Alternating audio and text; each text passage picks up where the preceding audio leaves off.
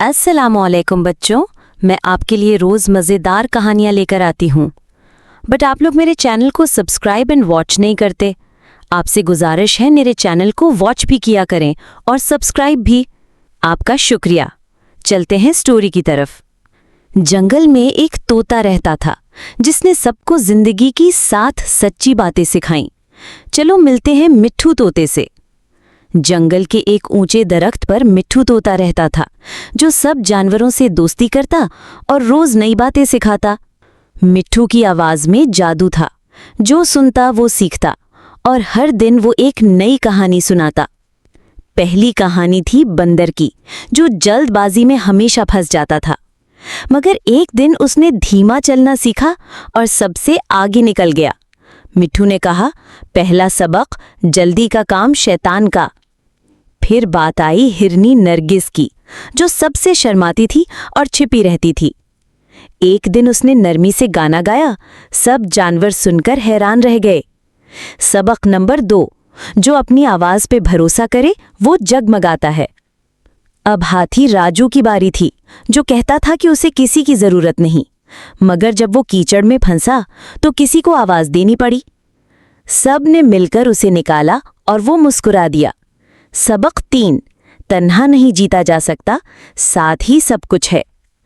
अगला किरदार था कौवा, जो हमेशा दूसरों को चालाकी से हरा देता। मगर एक दिन जब वो फंसा, कोई उसकी मदद को ना आया। कौवा शर्मिंदा हुआ और सबसे माफी मांगी।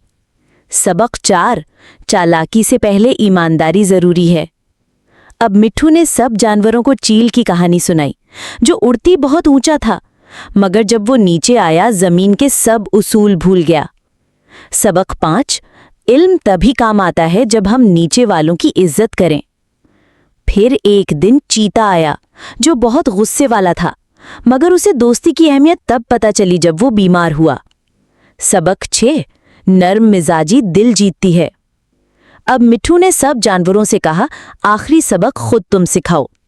खरगोश ने कहा, मैंने सीखा सब्र ही असल ताकत है। बंदर बोला, मुस्कुराहट सब मुश्किलें हल्की कर देती है। हाथी ने कहा, मुझे अपना गुरूर छोड़ना आया। और हिरनी बोली, जो अंदर से खूबसूरत हो वही असल हसीन है।